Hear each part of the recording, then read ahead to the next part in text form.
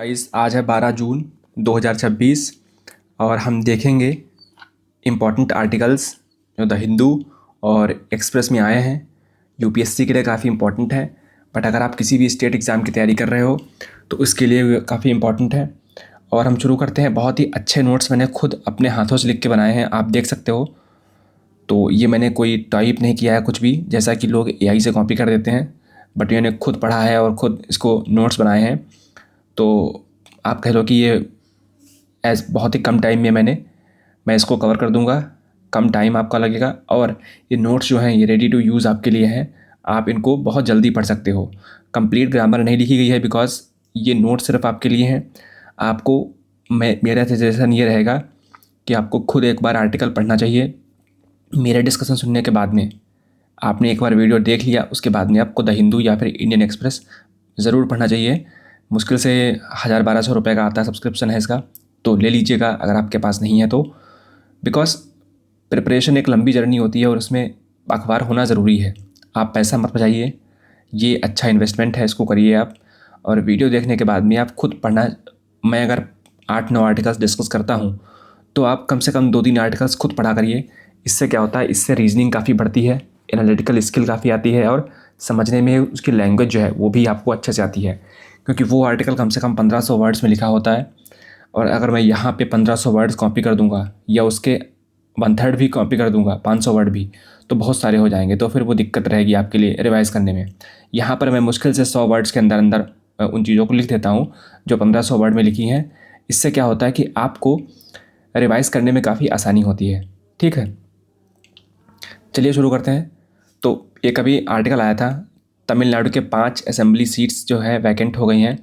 तो अगर उसमें उनके अगर इलेक्शंस में बाई पोल जो होने थे, वो अगर उसमें अगर किसी भी वोटर को, मैं एक वोटर मान लो हूँ तमिलनाडु का और मुझे कंप्लेंट है कि हाँ कुछ धांधली हुई है, कुछ गड़बड़ हुई है, तो मैं सीधे हाई कोर्ट जा सकता हूँ। आप सुप्रीम कोर्ट नहीं जा सकते आर्टिकल 329 के हिसाब से।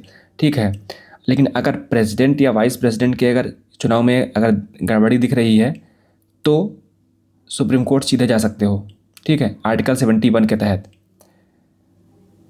बस इतना ही आर्टिकल था, बाकी कोई पढ़ने की ज़रूरत आपको नहीं है, बस इसको रिवाइज़ करिएगा। टॉपिक नंबर 2 है केन बेतवा प्रोजेक्ट। आपको पता है कि केन बेतवा प्रोजेक्ट जो है, अगर मैं इसका थोड़ा बैकग्राउंड बताऊं, कि ये मध्य प्रदेश से दोनों रिवर्स आती हैं और चूँकि जैसे ये मध्य प्रदेश नीचे है, साउथ में है, और उत्तर प्रदेश ऊपर है। यमुना रिवर जो है उत्तर प्रदेश से गुजरती है और चूँकि ये जाती इधर को है तो इसकी जो केन बेतवा ऐसे इधर इसको राइट बैंक ट्रिब्यूटरी इसकी हैं, राइट बैंक ट्रिब्यूटरी यमुना की हैं। ठीक है, अभी क्या है कि यमुना के पास में पानी खूब सारा होता है तो वाटर आप कह लो कि ज़्यादा यहाँ पे है और फिर ऊपर साइड में भी काफ़ी ज़्यादा वाटर है। ठीक है, केन में बेतवा रिवर में काफ़ी कम पानी है तो डेफिसिट वाटर जहाँ पे है उसको हम सप्लाई करेंगे। और वो जो रीजन है जहाँ पे पानी काफ़ी कम है तो उस रीजन का नाम है बुंदेलखंड रीजन, जो यूपी और एमपी दोनों में पड़ता है, उनके बॉर्डर पर पड़ता है। और यहाँ पर बहुत समस्याएं हैं, जैसे कि आप पानी नहीं होगा तो आप समझ सकते हो क्या दिक्कतें आ सकती हैं। वहाँ पे फर्टाइल ज़मीन नहीं है तो लोगों की खेती अच्छी नहीं हो पाती है। लोगों के लिए पानी के लिए काफ़ी दिक्कतें आती हैं कि पानी क्यों नहीं वहाँ पे। तो बहुत सारी समस्याएं आती हैं जो पानी से समस्याएं उभरती हैं क्योंकि पानी कम वहाँ पे है। आप पानी को अपनी लाइफ में एब्सेंट करके देख लो, आपको पता लग जाएगा दुनिया कितनी टफ है आपके लिए। लेकिन इश्यूज़ क्या क्या आ रहे हैं वहाँ पे, जो ट्राइब रह रही है, डिस्प्लेसमेंट उनका होना। जो ट्राइब वहाँ पे हज़ारों साल लाखों साल से रह रही है वो कहती है कि भैया हमको डिस्प्लेस कर दोगे आप अगर ये प्रोजेक्ट आपने बना दिया। एक नदी ऐसे है, एक नदी ऐसे है, ये है यमुना। अब यहाँ से एक कनाल जोड़ी जा रही है इस तरफ, तो पानी जब इसमें छोड़ दिया जाएगा एक रिवर से दूसरी रिवर तक तो होगा क्या इसमें कि इस वाले में पानी रिवर में ज़्यादा आ जाएगा और बीच में भी जब रिवर नहर बनेगी, यहाँ पे कनाल बनेगी यहाँ पे, तो आसपास के गांवों को, बहुत सारे गांव यहाँ पे बस जाएंगे, नए गांव बस जाएंगे जहाँ पे पानी होती है। ह्यूमन सिविलाइजेशन वहीं बसती है, शुरुआत में बसी थी जहाँ पर पानी था और पानी ही सब कुछ है। जहाँ जहाँ पानी है, दुनिया भर में जितने भी, आज देख लो आप, सोलर सिस्टम जो हमारा है इसमें जितने भी ग्रह हैं, वेनस है, मार्स है, जुपिटर है, जो भी है, अर्थ के अलावा हमारे जितने सारे मिशंस होते हैं अभी तक हुए हैं, उसका एक ही पर्पस है कि पानी को ढूंढना। जिस दिन पानी हमने ढूंढ लिया उस दिन हम क्या करेंगे, सिंपल सी बात यही करेंगे कि हम वहाँ पे बसना शुरू कर देंगे, कॉलोनीज़ बसानी शुरू कर देंगे। मार्स पे बसाने की एक प्लानिंग चल रही है एलन मस्क की और नासा की। देखते हैं कितना सफल ये लोग होते हैं। बट हमारे खुद के कंट्री में ऐसे रीजन्स हैं जहाँ पर पानी नहीं है। ये भी मार्स जुपिटर के तरह ही रीजन्स है, हालांकि इतना भी कम नहीं है बट कंपैरेटिवली काफ़ी कम है। जब पानी कम है तो गरीबी ज़्यादा वहाँ पे होती है। तो जो वहाँ पे ट्राइब रह रही है वो कह रही है भैया हमारे तो राइट्स डिस्प्लेस कर दोगे आप, और जो है फॉरेस्ट राइट एक्ट 2006 के हिसाब से मतलब बहुत हमें हमारे पास प्रावधान बहुत सारे हैं। फिर फॉरेस्ट कंजर्वेशन एक्ट 1980 के हिसाब से भी बहुत सारे हमको राइट्स हैं। तो बहुत सारे राइट्स हमको कंजर्व किए थे, तो उसका क्या होगा। फिर इन्वायरमेंटल बायोलॉजिकल डाइवर्सिटी, वहाँ पे जो बायोडाइवर्सिटी है अगर आप पानी को बहाओगे तो बहुत सारी डाइवर्सिटी चेंज हो जाएगी। पन्ना टाइगर रिजर्व पड़ता है, ये डूब सकता है, ऐसा वहाँ पे लोग चिंता जता रहे हैं। बट मेरा ऐसा मानना है कि ट्राइब अगर डिस्प्लेस भी हो गई तो इतनी दिक्कत नहीं है, बिकॉज पानी से किसका क्यों खतरा हो सकता है थोड़ा बहुत। जब पानी आएगा तो वहाँ पे आप नए नए चीज़ें उभरोगे। भाई आज जो हम लोग हैं जो मेन स्ट्रीम में हैं, हम भी लोग कभी कभी न कभी ट्राइब थे ना, कभी ना कभी तो हम भी ट्राइब थे। हम लोगों को डेवलपमेंट मिला, टेक्नोलॉजी मिली, एजुकेशन मिला, तो वो जो बेकार के जो रिचुअल्स हमारे अभी भी हम लोग फॉलो करते हैं कुछ, वो भी धीरे धीरे जा ही रहे हैं। जैसे जैसे इंसान टेक्नोलॉजिकली डेवलप होता है और अच्छे अच्छे काम करता है, स्किल सीखता है जो कि मोनेटाइज हो सकती है, जिससे पैसा मिलता है, तो बेकार के जो रिचुअल्स हैं वो ख़त्म हो रहे हैं। जितने त्यौहार गाँव में मनाए जाते हैं गाँव वगैरह में, क्या शहर में लोग उतना मना पाते हैं? नहीं मना पाते हैं। क्यों? क्योंकि शहर में इतना टाइम ही लोगों के पास नहीं है, इतना ज़्यादा वहाँ पे कल्चरल डाइवर्सिटी वहाँ पे है ही नहीं शहरों में।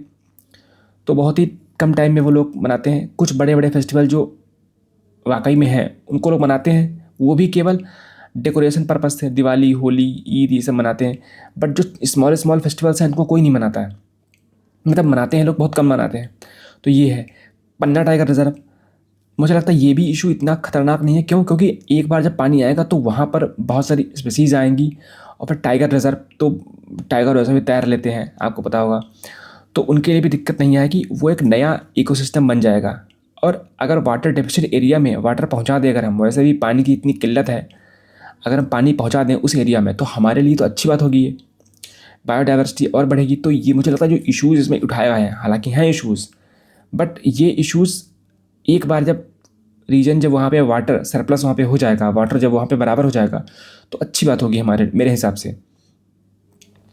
जो कंपोनेंट है, दाऊधान डैम बनेगा वहाँ पे केन रिवर पे, और प्रोजेक्ट है ORR और प्रोजेक्ट है कोथा बीना कॉम्प्लेक्स।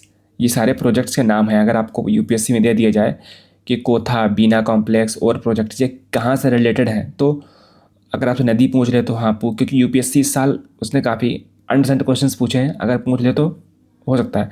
या अगर मान लो ऐसे ही पूछ दे कि ये क्या है, और प्रोजेक्ट क्या है, बीना कॉम्प्लेक्स क्या है ना, दाऊधान डैम क्या है, ये किससे रिलेटेड है, और दाऊधान या बीना, ये भी पूछ सकता है वर्ड्स। तो किससे है, क्या डैम से रिलेटेड हैं या रिवर से, तो हाँ रिवर से हैं। ये जियोपॉलिटिक्स से रिलेटेड हैं या टेररिज्म से रिलेटेड हैं। तो आपको लिखना क्या है कि ये सारे जो हैं रिवर से रिलेटेड हैं। बेनिफिट्स इसके क्या है, इरिगेशन, 10 लाख लोगों को वहाँ पे 10 लाख हेक्टेयर वहाँ पे पानी मिलेगा। 62 लाख लोगों को फ़ायदा मिलेगा पानी से। बता रहा था मैं आपको कितना पानी मिलेगा। फिर जो डैम बनेगा केन रिवर पे, दाऊधान डैम, ये तो बताया आपको।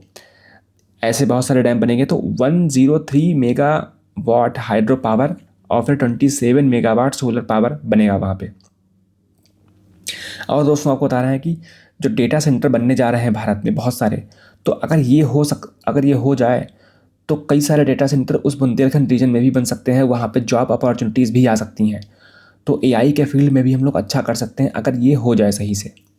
Peninsular river Yamuna Ganga river project system, ये केन रिवर के बारे में जानते हैं भाई, ये लगभग 450 किलोमीटर की रिवर है। ये पेनिनसुलर रिवर है। ये अगर आपसे पूछ दे कि हिमालयन है पेनिनसुलर, तो पेनिनसुलर है ये। एक स्टेटमेंट आ सकता है उसमें है यमुना गंगा रिवर का पार्ट है ये। हालांकि पेनिनसुलर से आती है लेकिन यमुना गंगा का पार्ट है, बेसिन। और कटनी डिस्ट्रिक्ट मध्य प्रदेश से इस जो है एक तरीके से ये उभरती है कैमूर रेंज से। बुंदेलखंड रीजन के क्षेत्र को ड्रेन करती है, मतलब पानी वहीं पे बहता है अगर इसका इम्पैक्ट देखा जाए। लेफ्ट बैंक टेरिटरी कौन कौन सी है? सोनार है, बाबास है, देवास है, कैथ है, बैंक है। राइट बैंक कौन है? जैसे ये रिवर जा रही है, उधर की तरफ बह रही है केन रिवर, तो जो इसका राइट बैंक मतलब आप ओरिजिन के पास खड़े हो और जिस तरफ बह रही है उसको ऊपर रख दो आप ऐसे तरीके से, फिर देखो कि इधर से कौन रिवर जा रही है, तो ये राइट बैंक हो गई, ये वाली कौन सी हो गई? ये लेफ्ट बैंक हो गई। कोई रिवर आपको देखनी हो कि इसके राइट बैंक कौन है, लेफ्ट बैंक कौन है, तो आप अपने तरफ उसका नीचे रखो ओरिजिन, ऊपर रखो उसको, ऐसे एरो बना दो जिस तरफ वो बह रही हो। जैसे गंगा को देखूँ मैं, तो गंगा ये है और ये इधर बह रही है। इधर क्या है? बे ऑफ बंगाल, क्योंकि बे ऑफ बंगाल में जा करके समुद्र में गिर जाती है। तो अगर मैं देखूँ तो इसकी ये वाली नदी जो हिमालय पहाड़ से निकलती हैं और ये मध्य प्रदेश इधर है, तो मैं ऐसे देखूँगा। तो इस रिवर में भी आपको ऐसा ही करना है। राइट बैंक टेरिटरी कौन सी है इसकी? बिरमा है या बियरमा है और कोपरा है। नदी काफ़ी याद कर लो। ये देखो, ये केन रिवर है यहाँ पे और ये बेतवा रिवर है। ये प्रोजेक्ट यहाँ पे जा रहा है, ठीक है। बुंदेलखंड प्लेटू और रानेफाल, यमुना रिवर ये है और केन रिवर ये है और बेतवा रिवर ये है। अब बेतवा रिवर ये भी पेनिनसुलर रिवर है, गंगा यमुना सिस्टम का पार्ट है, बेसिन का पार्ट है। बेसिन का दोस्तों पार्ट मतलब ये है कि ये जो इम्पैक्ट इसका इलाका, ये जो पानी जा रहा है यहाँ पे, तो ये कितने एरिया को यहाँ पे ड्रेन करती है, ठीक है। तो ये बेसिन इसका हो गया। मतलब कहाँ अगर मान लो वर्षा यहाँ पे हुई तो यहाँ पे ये इसी बेसिन में आएगा, ठीक है। ये कितना ड्रेन करती इलाका है। Peninsular river, Ganga Yamuna river peninsular river है, यमुना बेसिन है, 590 किलोमीटर की ये रिवर है। तो बेतवा रिवर ज़्यादा लंबी है, विंध्या रेंज से आती है, झांसी और सांची जैसे शहर को ये ड्रेन करती है। तो अगर बोल दिया जाए कि सांची स्तूपा, मान लो हिस्ट्री में क्वेश्चन आ जाए सांची स्तूपा के बारे में, तो बोल दिया जाए कि क्या सांची से ये बेतवा रिवर निकलती है, तो हाँ निकलती है। ये आपका एक तरीके से स्टेटमेंट आ सकता है अगर वो पूछना चाहे तो, क्योंकि ये इस समय बहुत न्यूज़ में है और हिस्ट्री से इसको डायरेक्ट लिंक करके लोग पूछ सकते हैं। झांसी रिवर से पूछ सकते हैं, रानी लक्ष्मीबाई पे एक स्टेटमेंट दे देंगे और बोल देंगे क्या बेतवा रिवर झांसी से गुजरती है, तो पूछ सकते हैं, ऐसा क्वेश्चन है। थसन, जामिनी, बीना, बिरमा, ये इसकी राइट बैंक टेरिटरी है और हलाली, कालीसोत और बा, सागर, नारायण, कैथाल, ये इसकी लेफ्ट बैंक टेरिटरी है। अब आते हैं, एक अच्छा इंपॉर्टेंट आर्टिकल आया है ओपिनियन वाला, शशि थरूर ने उसको लिखा है। शशि थरूर आपको पता है कि इंग्लिश के लिए काफ़ी जाने जाते हैं। इंग्लिश उनकी इतनी टफ होती है कि आप डिक्शनरी के बिना पढ़ नहीं सकते हो, ऐसा मेरा मानना है। फर्स्ट है, इन्होंने पॉइंट दिया है कि terrorism's data retreat heights emerging global threats. उन्होंने कहा कि डेटा नंबर ज़रूर कम हुए हैं, बट जो डेटा क्यों कम हुए हैं, क्योंकि हम लोगों ने एक ही पैरामीटर पे उसको नाप रखा है, उसके कई सारे फॉर्म्स हैं। जैसे मान लो मैं कहूँ आपसे कि यहाँ पे 1 किलो आम थे, अब 500 आम बचे, अब केवल 500 ग्राम आम बचे, तो कहने में तो 500 ग्राम आम बचे, लेकिन अगर मैं बोल दूँ कि भैया 250 ग्राम का मैंगो शेक बन गया, 250 ग्राम को काट काट के पीसेस में कन्वर्ट कर दिया गया, तो एक्चुअल में तो उतना ही रहा ना, बट इसके फॉर्म बदल गए हैं। तो इसी तरीके से टेररिज्म के फॉर्म बदल गए हैं। टेररिज्म ने भी अपना एक कहो इन्वेशन किया है, स्ट्रक्चरल म्यूटेशन उसमें आया है। म्यूटेशन का मतलब होता है बदलाव, उसके इनहेरेंट स्ट्रक्चर में, उसकी थिंकिंग में बदलाव आया है कि कहाँ कहाँ पे अटैक करना है। और 70% जो आतंकवाद के जो केसेस होते हैं वो पाकिस्तान में देखे गए हैं, नाइजीरिया, नाइजर, DRC और बुर्किना फासो, इन 5 देशों में। और ये 4 जो कंट्रीज़ हैं ये अफ्रीका के साहेल रीजन का हिस्सा है।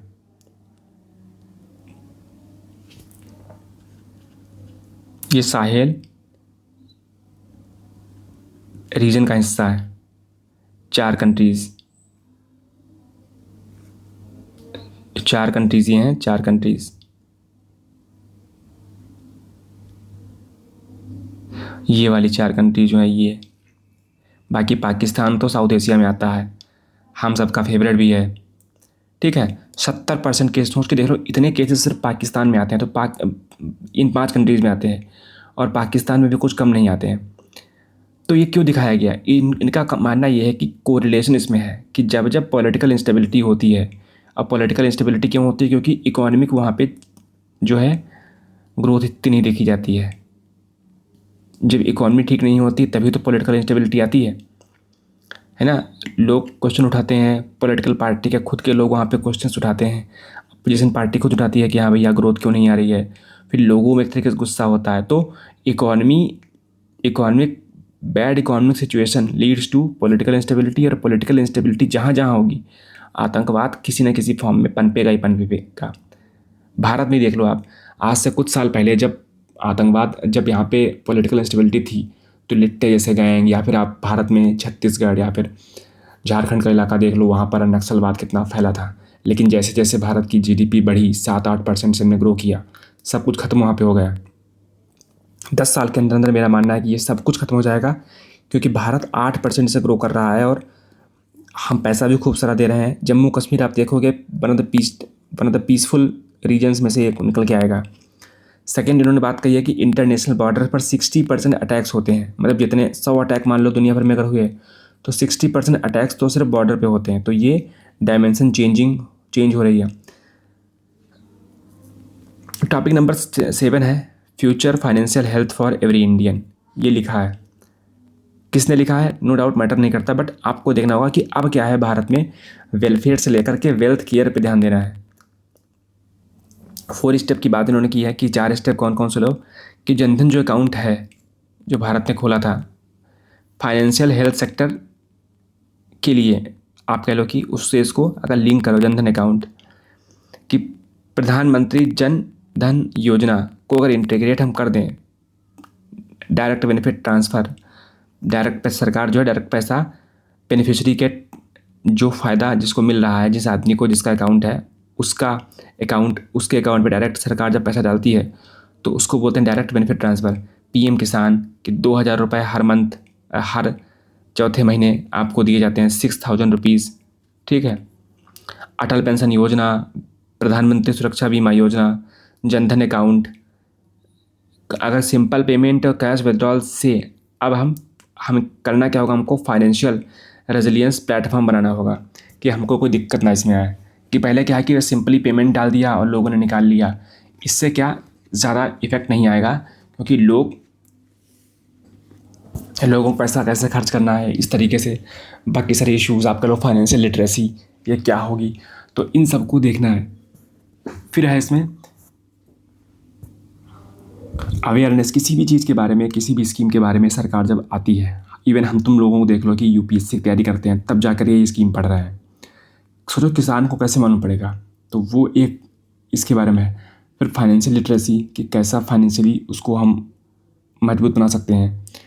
फिर फाइनेंशियल इंश्योरेंस सेफ्टी, और फोर्थ है फाइनेंशियल सोशल सिक्योरिटी नेट, कि सामाजिक, मान लो किसी इंसान के यहाँ कोई बीमार हो गया तो कैसे वो अपने आप को उससे उभरेगा, और उसकी डिप्रेशन है, टेंशन है, घर में अगर कोई एक बीमार इंसान हो जाए तो सबको दिक्कत आती है, फिर समाज उसको कैसे देखता है। या मान लो कोई मर गया, कोई किसी का मान लो किसी औरत का मान लो हस्बैंड मर गया तो उसको दिक्कतें बहुत सारी आती हैं। कल्चर में अभी भी भारत में हमारे है कि विधवा लड़की काम नहीं कर सकती, विधवा औरत काम नहीं कर सकती, तो ये सारी चीज़ें इसमें है। अब उसके लिए क्या करना होगा, तो उसी को बताया गया है कि ये फाइनेंशियल रेजिलियंस प्लेटफॉर्म बनाना होगा, जिससे कि हम आने वाले समय में कहाँ पे पैसा कैसे क्या खर्च करना है कुछ गाइडलाइंस देगी। हालांकि इन्होंने बताया है लेकिन डिटेल में नहीं बताया है क्या इसका मतलब है पूरा, क्योंकि वो सरकार जानती है, हम लोग केवल कयास लगा सकते हैं। टॉपिक नंबर 8 है 130th कॉन्स्टिट्यूशनल अमेंडमेंट बिल। अभी बिल है 2025 में लाया गया था, बट अभी पास नहीं हुआ है, मतलब बिल पास नहीं हुआ है। तो हाईली डिबेटेड प्रपोजल इसमें है टैकल करने के लिए क्या है, ठीक है। यूनियन और state minister council, article 75 164 state से डील करता है। इसका कहने का मतलब ये दोस्तों है कि अगर मान लो कोई भी मिनिस्टर या मंत्री, अगर वो पीएम सीएम हो या फिर कोई मिनिस्टर हो, अगर वो 5 साल से ज़्यादा अगर क्राइम में अगर इन्वॉल्व है तो डायरेक्ट उसको जो है, अगर अरेस्ट भी हुआ है या कन्विक्ट हुआ है, अरेस्ट होने पर भी 31st डे में उसको जो है रिमूव करना होगा, मतलब रिज़ाइन करना होगा। अगर नहीं करता है 31st डे पर वो अपने आप रिमूव हो जाता है, ऐसा है इसमें। और 239 जो है ए या दिल्ली के लिए है, ये वाला है स्टेट के लिए है, ये वाला यूनियन के लिए है। तो अभी इसमें 30 डे रूल क्या है दोस्तों? पीएम है, सीएम है, यूनियन मिनिस्टर है, अरेस्ट हो गए हैं, डिटेन कर लिए गए हैं 30 डेज़ के लिए। आपने ऐसा कोई क्राइम किया है कि इसमें 30 दिन के लिए डिटेन अरेस्ट कर लिए गए हैं, तो 31st डे पर आपको रिज़ाइन करना होगा। क्यों? ऐसा बताया गया बिल में ये है कि सीरियस क्राइम होगा तभी तो आपको डिटेन किया गया होगा, अरेस्ट किया गया होगा। और सीरियस क्राइम क्या है? बिल ये 5 साल या 5 साल से ज़्यादा इम्प्रिजनमेंट जब जेल होगी आपको, उसके लिए है। पहले क्या होता था कि मान लो कोई लीडर जेल चला गया तो वो जेल से सरकार चला रहा है, वो अभी भी सीएम है, जेल से सरकार चला रहा है। इससे क्या होता है कि पब्लिक जो ऑफिस है हमारा सीएम पीएम का, उस पर काफ़ी मतलब चोट पहुंचती थी कि यार क्या मतलब इंसान है, जेल से बंदा जेल में है, गुंडागर्दी का किया होगा इसीलिए तो जेल गया है, उसके बावजूद भी ये मिनिस्टर बना बैठा हुआ है, मतलब खुद उसने क्राइम किया है और हम लोगों को इथिक्स सिखा रहा है। तो इस तरीके की चीज़ें इसमें आती थी। तो यही इसी को टैकल करने के लिए कहा है कि 31st डे पर आपको, अगर आप रिज़ाइन नहीं करते हो तो ऑटोमेटिक रिज़ाइन हो जाएगा। ठीक है, प्रेसिडेंट और गवर्नर को रिज़ाइन करना होगा पीएम और सीएम की एडवाइस पे। अगर पीएम सीएम खुद इसमें इन्वॉल्व है तो वो तो उनको तो रिज़ाइन करना ही होगा। प्रॉब्लम क्या है कि रिप्रेजेंटेशन ऑफ पीपल्स एक्ट है, elected representative only disqualified after a conviction of crime, कि अगर आपको साबित हो गया कि आप क्राइम में लिप्त हो तब आपको डिस्क्वालीफाई किया जाएगा। बट यहाँ पर तो अरेस्ट पर ही सिर्फ अरेस्ट कर लिया गया, आप पर कोई जो है एक तरीके से कन्विक्ट आप नहीं हुए। मतलब कन्विक्ट और अरेस्ट का मतलब ये होता है कि मुझे अरेस्ट कर लिया गया। जब ये साबित हो जाए कि हाँ मैंने गलत काम किया है और मैं क्रिमिनल हूँ, तो उसको बोलते हैं कन्विक्ट, मतलब दोषी सिद्ध हो गए हो। अभी क्या है, अभी सिर्फ आरोप लगाया गया है। आरोप तो किसी पर लगाया जा सकता है, बट कन्विक्ट साबित हो जाना, सबूत उसके खिलाफ आ जाना और कोर्ट के द्वारा साबित हो जाना, तो उसको बोलते हैं कन्विक्ट। अभी गवर्नमेंट का व्यू ये है कि क्रिटिकल लीगल गैप है, कि पता लगा सीएम को जो है अरेस्ट भी कर लिया गया, जेल से सीएम सरकार चला रहा, तो वो एक गैप है। और इंस्टीट्यूशनल इंटेग्रिटी, कि इंस्टीट्यूशन आप सीएम के पद पर हो और फिर आप जेल से हो तो अच्छा नहीं, शोभा नहीं देता आपको, तो ये है। तो पब्लिक ऑफिसर को जेल के बाहर से सरकार ना चलाए। बट अभी जॉइंट पार्लियामेंट्री कमेटी ने ये रिव्यू दिया है कि क्या करना चाहिए आपको। ये जो बिल था जॉइंट पार्लियामेंट्री कमेटी के पास गया था। बिल क्या करता है? बिल वायलेट्स इनोसेंट विद, अभी तक क्या था, अभी तो दोस्तों क्या था कि अगर आप इनोसेंट हो, प्रूवन गिल्टी, कि आप पे कितने भी आपको अरेस्ट के जुर्म में जो है गिरफ्तार कर लिया गया, बट अभी आप साबित नहीं हुए हो, गिल्टी अभी कन्विक्ट नहीं हुए हो, तब तक हम आपको इनोसेंट ही मानेंगे। बट यहाँ पर क्या है कि एक बार अरेस्ट हो गए हो, आपको मान लिया गया कि आप कन्विक्ट हो, तभी तो आपको रिज़ाइन करने के लिए बोल रहे हैं लोग। ये बाहुबली वाला नहीं वो सीन है कि जब तक आप साबित नहीं हो जाता कि आप जो है निर्दोष हो तब तक आपको दोषी माना जाएगा। तो ये तो वही वाली बात हो गई। तो जॉइंट पार्लियामेंट्री कमेटी ने क्या माना है, कहा है कि रिमूव मत करो, सस्पेंशन उसका करो और ऑफिस वैकेंसी टेम्परेरी कर दो, कि जब तक वो जेल में, तब तक मतलब जब तक उस पर अरेस्ट हुआ तब तक, एक बार अगर बाद में अगर ये प्रूफ हो गया कि वो दोषी नहीं था, तो दोबारा से उसको रीइंस्टेटमेंट, दोबारा से उसको सीएम पीएम जो भी बनाया जा सकता है, जो भी उस पोस्ट पे था वो उसको रीइंस्टेट किया जा सकता है। तब तक के लिए एक्टिंग पीएम या एक्टिंग सीएम या एक्टिंग मिनिस्टर ऐसा कुछ हम प्रावधान ला सकते हैं, क्योंकि अभी वो सिद्ध नहीं हुआ ना कि वो वाकई में दोषी है या नहीं है। और फास्ट ट्रैक कोर्ट इसके लिए लाओ, क्योंकि ये बात है सीएम पीएम का मामला है और मिनिस्टर्स का मामला है, तो हमें फास्ट ट्रैक कोर्ट्स लाने पड़ेंगे ताकि हम सॉल्व कर सकें केसेस की क्या ये मिनिस्टर या फिर सीएम पीएम क्या ये वाकई में दोषी है, निर्दोष है, नहीं है।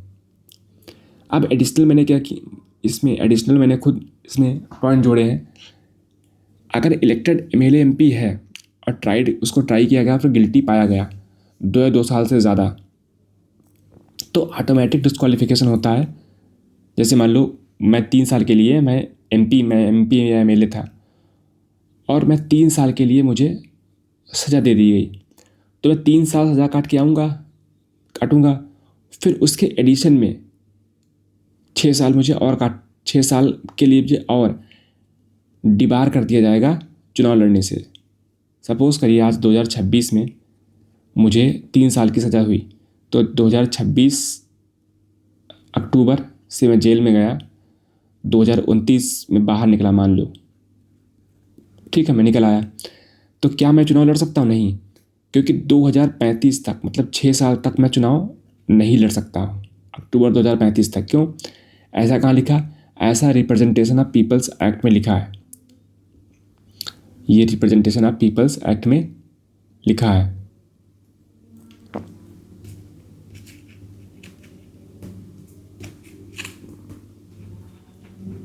ठीक है, तो तब तक आप चुनाव नहीं लड़ सकते हो, ऐसा बोला जाता है। एक बार जब कन्विक्शन हो गया, अगर आप अपराधी साबित होगा तब जेल, तो आप ये कब है? जब 2 साल से ज़्यादा, तो मैंने 3 साल का था इसीलिए एग्जाम्पल लिया था। ठीक है, समरी क्या है कि जो 5 ईयर वाला क्लॉज है वो केवल अरेस्ट पर भी लागू होता है। अगर आप साबित होगा क्राइम हो तो ठीक बात है, बट यहाँ पर अरेस्ट पर भी लिया जाता है, इसलिए जेपीसी ने कहा है कि नहीं, ऐसा नहीं होना चाहिए। और 2 ईयर की इमीडिएट डिस्क्वालिफिकेशन किसमें है? 2 ईयर से ज़्यादा या 2 साल तक ये रिप्रेजेंटेशन ऑफ पीपल्स एक्ट में है, तो ये आपको ध्यान रखना है, 5 ईयर या 2 ईयर। तो दोस्तों थैंक यू वेरी मच।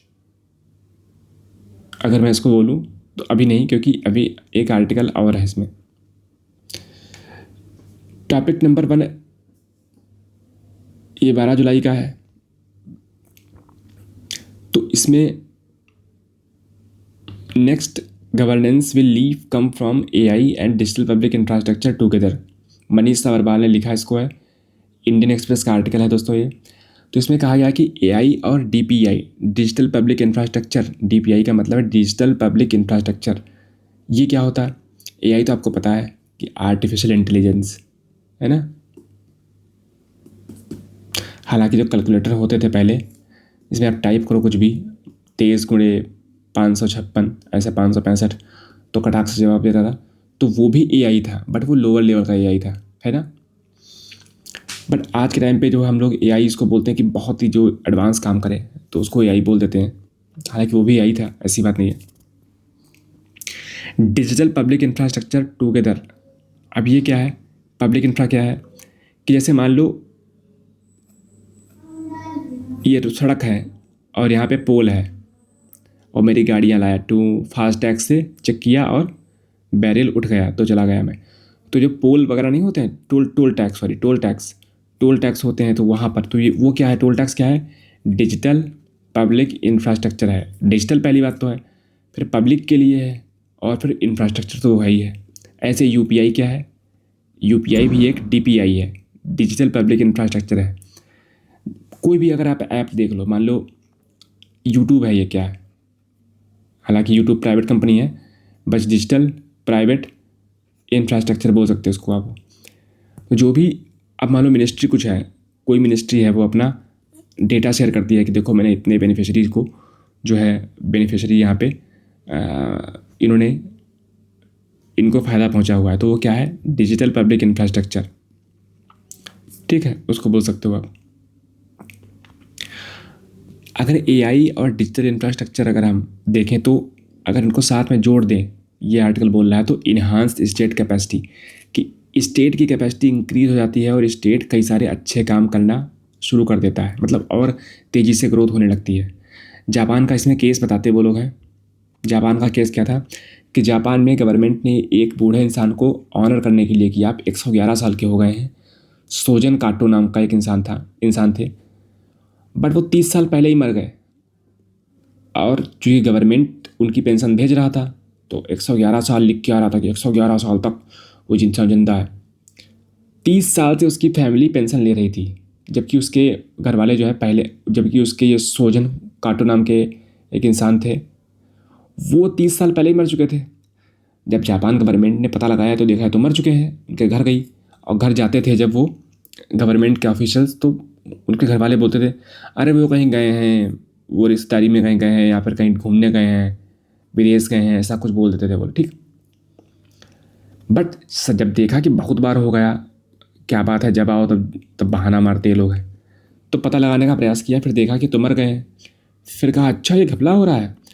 फिर 3 लाख लोगों को और आइडेंटिफाई किया गया है कि वो ऑलरेडी मर चुके हैं, बट अभी भी वो पेंशन्स ले रहे हैं। तो इसको बोला गया ये स्कैंडल हो रहा है जापान में। बट भारत में ऐसा क्यों नहीं दोस्तों? हमने इसको रिड्यूस क्यों कर पाए हैं? बिकॉज हमने आधार सिस्टम को इनेबल कर रखा है, और इससे क्या होता है कि बहुत सारा स्कैंडल जो है, जो घोटाला है, वो कम हो रहा है। गवर्नमेंट इफ़िशिएंसी आ रही है। 1991 में जितनी एफिशिएंसी थी, 117 गुना ज़्यादा एफिशिएंसी आज हमारे गवर्नमेंट में है। क्यों? क्योंकि आधार सिस्टम डिजिटल से तरीके से ट्रांसफ़र कर रहे हैं। जैम ट्रिनिटी बोलते हैं कि जनधन अकाउंट, आधार, फिर मोबाइल, सब कुछ लिंक है। तो कैसे आप झूठ बोल सकते हो? डिजिटल ट्रांजैक्शन जो है दुनिया का 42% सिर्फ भारत में होता है। ये कितनी बड़ी बात है कि मतलब भारत लीड कर रहा है डिजिटल ट्रांजैक्शंस को। बट लास्ट फ्यू ईयर्स में हमें एक सेक्टर है जिसमें हम पेश नहीं कर पाए हैं, रफ्तार नहीं पकड़ पाए हैं, वो है एआई मॉडल बनाने में। चीन ने डीप सीक बना लिया है, यूएसए ने चैट जीपीटी बनाया है, जेमिनाई बनाया है, और भी बहुत सारे जो है एआई बनाए मॉडल है।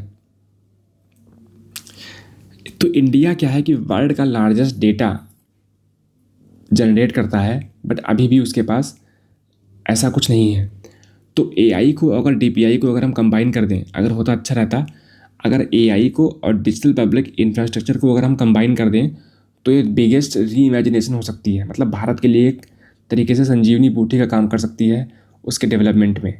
जो डेवलपमेंट में अभी भी ग्रोथ हमारे पास 8% की है, ये डबल डिजिट में भाग सकती है अगर हम लोग डीपीआई, डिजिटल पब्लिक इंफ्रास्ट्रक्चर को और एआई को ऐड कर दें।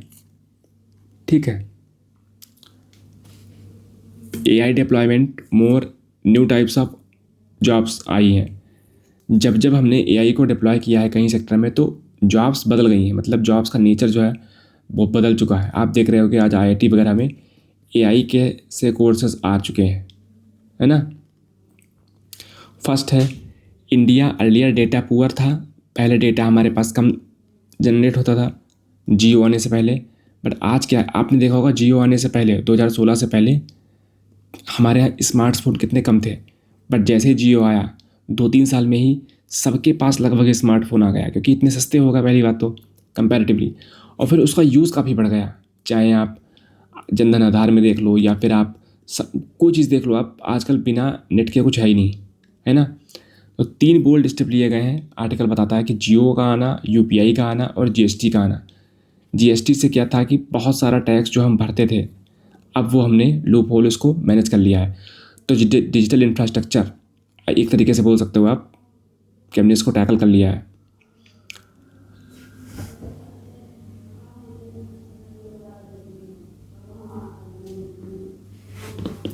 Actual lab for financial lab, welfare target और एंटरप्राइज और डिजिटल गवर्नेंस को हम लोगों ने देखा है इसमें। यूपीआई से हर साल मतलब 23 बिलियन ट्रांजेक्शन्स होते हैं, वर्ल्ड का लार्जेस्ट है। बिहेवियर दिखाता है कि इंसान अब, भारत के लोग अब बिहेवियर चेंज उनके अंदर आ रहा है और बिहेवियर को चेंज कर रहे हैं वो। अब वो डिजिटल ज़्यादा ट्रांजेक्शन करते हैं। क्यूआर कोड स्कैन किया और सीधे पेमेंट कर दिया। जीएसटी 20 करोड़ पेमेंट, ये रियल टाइम विजिबिलिटी दिखाती है कि इनवॉइस जनरेट होती है, इससे बहुत फ़ायदा होता है। कई सारा टैक्स कम देना पड़ता है उसमें, कई सारे बेनिफिट उसमें होते हैं। फास्ट टैग आ गया है तो 4.5 बिलियन ट्रांजेक्शन्स, गाड़ी आपकी क्रॉस की और फिर जो फास्ट टैग जो ट्रांजेक्शन होते हैं वो 4.5 बिलियन है एक साल में। सोच के देखो, भारत की आबादी ही 1.4 बिलियन है, तो भारत की आबादी से 3 गुना ज़्यादा ट्रांजेक्शन सिर्फ होते हैं। हालांकि सबके पास तो गाड़ी नहीं है, बट कोई हर इंसान तो 3 बार चलाता नहीं होगा ना, कि मान लो 10 करोड़ गाड़ियाँ अगर हैं तो वो 450 बार गाड़ियाँ साल में चलाता होगा। इस तरीके से आप मान सकते हो। 27 बिलियन आधार ऑथेंटिकेशन हुए हैं, बदलाव उनमें हुआ है ना। 16 गुना है ये, तो डायरेक्ट बेनिफिट ट्रांसफ़र के लिए काफ़ी अच्छी बात है।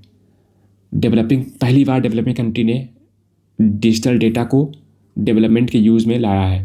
सेकेंड पॉइंट बता रहे हैं कि पॉलिटिकल रीइमेजिनेशन, सेकेंड 5 ईयर प्लान जो था हमारा आज़ादी के बाद में, उसमें क्या है, हम किसान से किसान ही रह गए, नॉन फॉर्म एक्टिविटी नहीं कर पाए इतनी ज़्यादा, है ना। जबकि हम डेमोक्रेसी थे, हमारे पास ऑफर था, कर सकते थे, हम यूएसए से हेल्प ले सकते थे, है ना, बट नहीं कर किया हमने। अमेरिकन ड्रीम जो था, अमेरिका का ड्रीम था, वो हम नहीं पूरा कर पाए। मतलब अमेरिका का ड्रीम जो एक था, एक उस समय की फिलॉसफी थी कि ड्रीम तो अमेरिका का है, बाकी तो सब बेकार है, तो हमको भी लाइफ जीनी चाहिए थी। उस समय गवर्नमेंट इंक्रीज़ स्टेट की कैपेसिटी किसके थ्रू इंक्रीज़ करती थी कि ब्यूरोक्रेसी में ज़्यादा पैसा लगाओ, पर्सनल गवर्नमेंट पर्सनल में खूब सारे मतलब लोगों को रिक्रूट करो। पर आज क्या है, लोगों को कम रिक्रूट किया जा रहा है, डिजिटल इंफ्रास्ट्रक्चर बनाया जा रहा है कि जीएसटी प्लेटफॉर्म बना दिया गया है, आप अपने फ़ोन से ही पैसा ट्रांसफ़र, यूपीआई से पैसा टैक्स पे कर सकते हो बिना किसी के हेल्प के, बिना किसी के विजिट किए हुए। आपका टाइम बचेगा, तो आपकी कैपेसिटी बढ़ेगी कि हाँ कहाँ डिस्ट्रिक्ट पे जाऊँ, मैं ऑफिसर के पास जाऊँगा, फिर वो चेक करेगा और फिर टाइम लगेगा, लाइन इतनी लंबी। आज क्या, सीधे पेमेंट करो, आप हर चीज़ देखो कितना फ़ायदा हुआ। ये बता रहा है कि सर्विस डिलीवरी अच्छी हुई, फ्रॉड नहीं हो रहा है, क्विक रिस्पॉन्स आ रहा है, तुरंत आपने पेमेंट किया, तुरंत आपके पास, आप कह लो एक तरीके से OTP आ गया। तो टोल फी हो गया, फिजिकल कलेक्शन हो गया, ये पहले लेसर करप्शन है। जितने ज़्यादा हाथ होंगे, जितने ज़्यादा ऑफिसर्स होंगे प्रशासन में, उतना ज़्यादा करप्शन होगा। तो ये बता रहा है नो हैंड नो करप्शन। पहला रुपये जाता था कि कुछ ही पैसा सरकार के पास जा रहा है, बिकॉज बहुत सारा पैसा ऑफिसर्स खा जाते थे। आज क्या है, आज हमारा टैक्स कलेक्शन इतना क्यों बढ़ा है, बिकॉज आप पैसा पे ही नहीं करते हो वहाँ पे, डायरेक्टली आप UPI से पे कर रहे हो, तो सारा पैसा गवर्नमेंट के पास जा रहा है। तो इसीलिए ये हमको फ़ायदा हुआ है। तो आर्टिकल का वे फॉरवर्ड यही है कि DPI को, जो डिजिटल पब्लिक इंफ्रास्ट्रक्चर है, उसमें अगर हम AI इनबिल्ट कर दें तो हमारे लिए और फ़ायदा होगा। बट इसके लिए हमको कई सारे, आप कह लो कि डेटा सेंटर बनाने पड़ेंगे, है ना, तो उसमें पानी खूब खपत होगी। तो इसके लिए मैं एक आर्टिकल ले आऊँगा, वीडियो ले आऊँगा। तब तक के लिए इतना ही दोस्तों। चैनल पे नए हैं तो प्लीज़ सब्सक्राइब करिए, बिकॉज बहुत सारा एफर्ट लगता है इसमें। Thank you very much. Please subscribe करिए चैनल को।